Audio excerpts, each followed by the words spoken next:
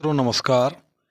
जैसा कि आज के फिर हम अपने वीडियो में लेकर प्रस्तुत हुए हैं, जयशंकर प्रसाद जी के द्वारा रचित श्रद्धा मनु नामक अध्याय में भाग 2 का हिंदी व्याख्या भाग देखेंगे। तो चलिए हम दूसरे भाग को शुरू करते हैं।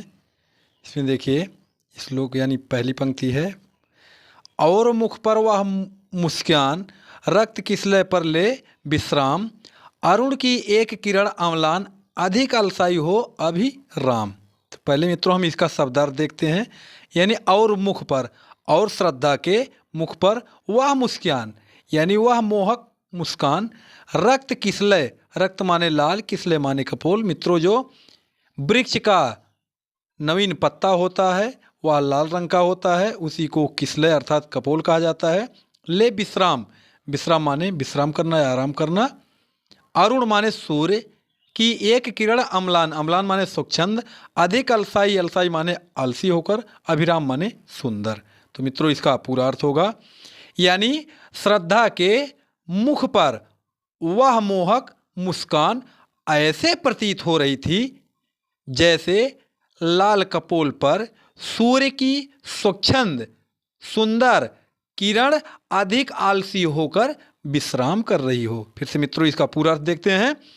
यानी श्रद्धा के मुख पर या श्रद्धा के मुख की मोहक मुस्कान ऐसे प्रतीत हो रही थी जैसे लाल कपोल पर सूर्य की स्वच्छंद सुंदर किरण अधिक आलसी होकर विश्राम कर रही हो। फिर मित्रों अगला देखते हैं। अगला श्लोक है, कहा मनु ने नवधरणी बीच, बना जीवन रहस्य निरूपाय, एक उल्का सा जलता भ्रांत, शून्य में फिरता है असहाय। फिर देखिए आगे, मनु कहते हैं, यानी कहा मनु ने कहा कि नवधरणी, नव माने आसमान, धरणी माने पृथ्वी के बीच, यानी पृथ्वी और आकाश के बीच बना जीवन रहस्य, मेरा जीवन जो है वह रहस्य बना हुआ है, निरूपाय, जिसका कोई उपाय नहीं है।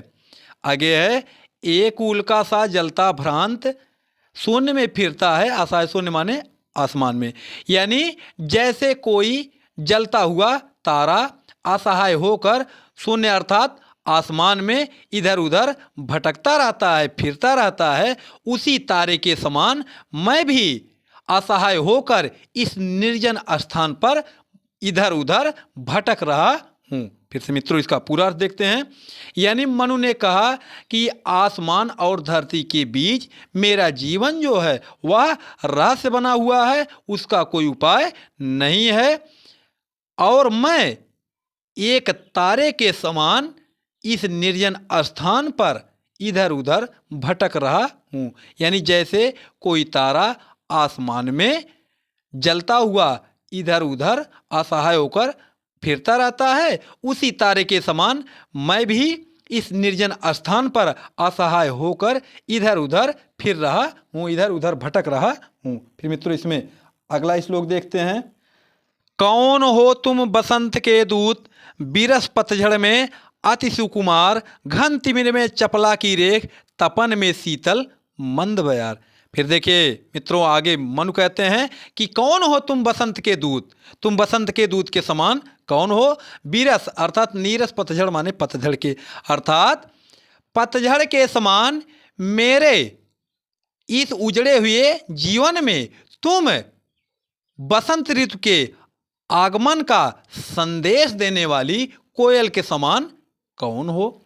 आगे है, घन तिमिर में चपला की रेख, घन माने बादल, तिमिर माने अंधकार में, चपला माने बिजली की, रेख माने चमक, और बादल तथा अंधकार के वातावरण में चमकती हुई बिजली के समान, तथा तपन माने गर्मी में, शीतल माने शीतल या ठंडी, मंद माने धीरे धीरे, बयार माने वायु, और गर्मी के मौसम में धीरे धीरे बहने वाली शीतल वायु के समान अपनी वाणी के द्वारा शीतलता प्रदान करने वाली तुम कौन हो। फिर से मित्रों इसका पूरा अर्थ देखते हैं।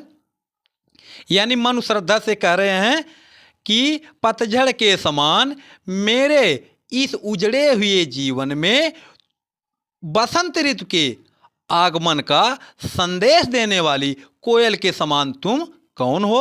और आगे क्या कहा, बादल और अंधकार के वातावरण में चमकती हुई बिजली के समान तथा गर्मी के मौसम में बहने वाली यानी धीरे धीरे बहने वाली शीतल वायु के समान अपनी वाणी के द्वारा मुझे शीतलता प्रदान करने वाली तुम कौन हो।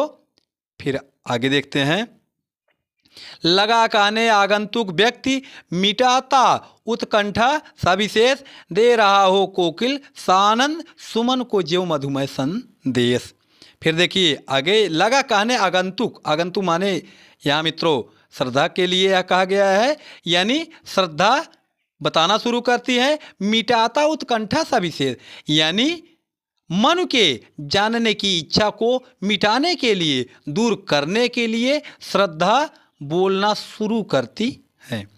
दे रहा हो कोकिल सा आनंद, जैसे यानी उनकी वाणी ऐसे प्रतीत हो रही है जैसे कोई कोयल आनंद से परिपूर्ण होकर सुमन माने फूलों को, मधुमय यानी बसंत ऋतु के आने का संदेश माने संदेश दे रही हो। यानी जैसे कोयल आनंद से परिपूर्ण होकर फूलों को बसंत ऋतु के आगमन का संदेश दे रही हो। फिर से मित्रों इसका पूरा अर्थ देखते हैं।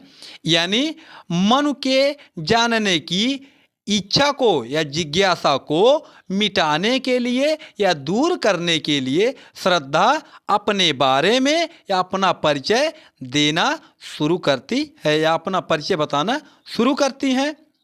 वह ऐसे बोल रही है यानी उनकी वाणी ऐसे प्रतीत हो रही है कि जैसे कोई कोयल आनंद से परिपूर्ण होकर फूलों को बसंत ऋतु के आगमन का संदेश दे रही हो।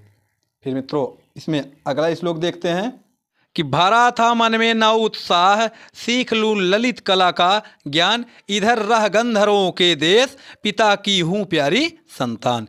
फिर देखिए आगे।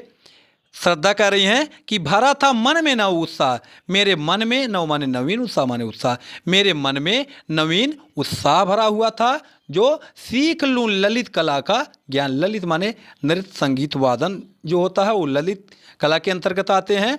यानी मेरे मन की यह इच्छा थी कि ललित कला का ज्ञान प्राप्त कर लूं।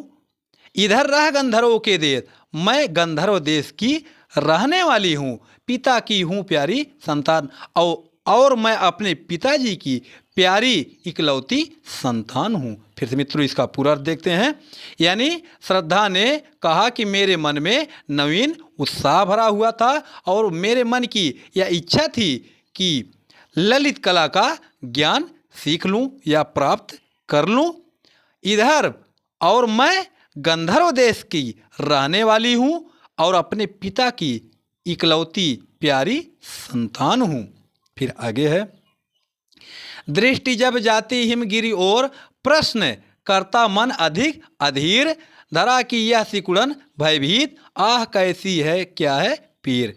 फिर देखिए यानी श्रद्धा कहती हैं कि दृष्टि माने निगाह या नज़र, जब जाती हिम माने पर्वत, हिम माने बर्फ, गिर माने पर्वत, अर्थात जब हमारी दृष्टि या जब हमारी नज़र हिमालय पर्वत की ओर जाती है तो प्रश्न करता मन अधिक अधीर, तो मेरा मन मुझसे अत्यधिक व्याकुल होकर प्रश्न करता है या करने लगता है।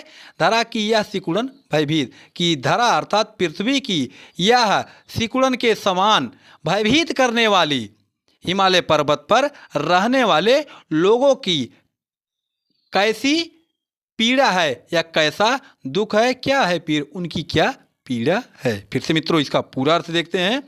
यानी श्रद्धा कहती हैं कि जब मेरी दृष्टि या जब मेरी नज़र हिमालय पर्वत की ओर जाती है तो मेरा मन अत्यधिक व्याकुल होकर प्रश्न करने लगता है या मेरे मन में प्रश्न उठता है कि पृथ्वी की यह सिकुड़न के समान भयभीत करने वाली हिमालय पर्वत पर रहने वाले लोगों का दुख कैसा है, क्या दुख है और उनकी क्या पीड़ा है।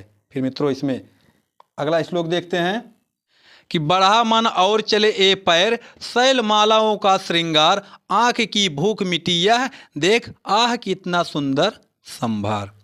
बढ़ाए मन, यानी जब श्रद्धा के मन के उत्तर नहीं प्राप्त हुए, यानी जो उनका प्रश्न मन कर रहा था उनके प्रश्नों का उत्तर नहीं मिला, तो आगे देखिए क्या कहा कि बढ़ा मन और चले ये पैर, तो मेरा मन बढ़ा, अर्थात हिमालय पर्वत की पर्वतमालाओं को देखने के लिए मेरे मन में जिज्ञासा उत्पन्न हुई, और बढ़ा मन, मेरा मन बढ़ा और चले ये पैर, और मेरे पैर पर्वत अर्थात हिमालय पर्वत की मालाओं को देखने के लिए चल पड़े। शैलमालाओं का श्रृंगार, यानी पर्वत मालाओं का दृश्य देखने के लिए मेरे पैर चल पड़े या निकल पड़े। आगे है, आंख की भूख मिटी यह देख, आह कितना सुंदर है, सुंदर संभार, संभार माने सौंदर्य, यानी हिमालय पर्वत के सुंदर सौंदर्य को देख करके मेरी आंख की भूख मिट गई, अर्थात मेरी जो इच्छा थी वह शांत हो गई। फिर से मित्रों इसका पूरा अर्थ देखते हैं, यानी मेरा मन बढ़ा, यानी मेरे मन में विचार आया और मेरे पैर हिमालय पर्वत की मालाओं के दृश्य को देखने के लिए चल पड़े।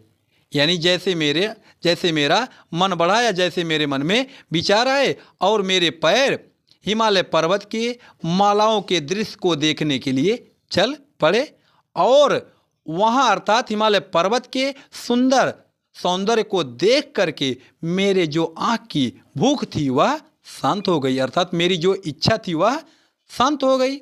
आगे है, यहाँ देखा कुछ बलिका अन्न, भूत हित रत किसका यह दान, इधर कोई है अभी सजीव, हुआ ऐसा मन में अनुमान। फिर देखिए यहाँ पर, यानी श्रद्धा कह रही हैं कि यहाँ देखा, और मैं जब यहाँ अर्थात हिमालय पर्वत पर आई, कुछ बलिका अन्न, मुझे कुछ बलिका अन्न दिखाई दिया। अर्थात मित्रों बलिका अन्न उसे कहते हैं कि जब भोजन करने के बाद चिड़ियों के लिए या पक्षियों के लिए जो भोजन छोड़ दिया जाता है वही बलिका अन्न कहा जाता है। यानी जब मैं इस हिमालय पर्वत पर आई तो मुझे बलिका अन्न दिखाई दिया। भूत हित रथ किसका यह दान, भूत माने राक्षस, हित माने प्राणी, रथ माने देवता, किसका यह दान, तो मैं सोचने लगी कि यह राक्षस, प्राणी अथवा देवता में से किसका यह दान है, किसकी यह देन है। इधर कोई है अभी सजीव, मेरे मन में यह विचार उत्पन्न हुआ कि अभी कोई इधर प्राणी अवश्य है, हुआ ऐसा मन में अनुमान, यानी मेरे मन में ऐसा विचार आया, ऐसा मेरे मन में अनुमान हुआ कि अभी यहाँ पर कोई प्राणी अवश्य है। फिर से मित्रों इसका पूरा अर्थ देखते हैं, यानी श्रद्धा कहती हैं कि जैसे ही मैं हिमालय पर्वत पर पहुँची तो मुझे वहाँ पर यानी हिमालय पर्वत पर कुछ बलिका अन्न दिखाई दिया। मैं यह सोचने लगी कि यह राक्षस, प्राणी अथवा देवता में से किसकी देन है या किसका दान है। इधर कोई है अभी सजीव, हुआ मन में ऐसा अनुमान, और मेरे मन में ऐसा अनुमान हुआ, मेरे मन में ऐसा विचार आया कि अभी इधर कोई प्राणी अवश्य है। तो मित्रों इस प्रकार से देखिए दूसरा भाग का अर्थ भी समाप्त हुआ। यदि यह अर्थ आप लोगों को अच्छा लगा हो तो वीडियो को लाइक, शेयर और चैनल को सब्सक्राइब करना ना भूलें। मिलते हैं आप लोगों से अगले वीडियो में, तब तक के लिए आप सभी को धन्यवाद।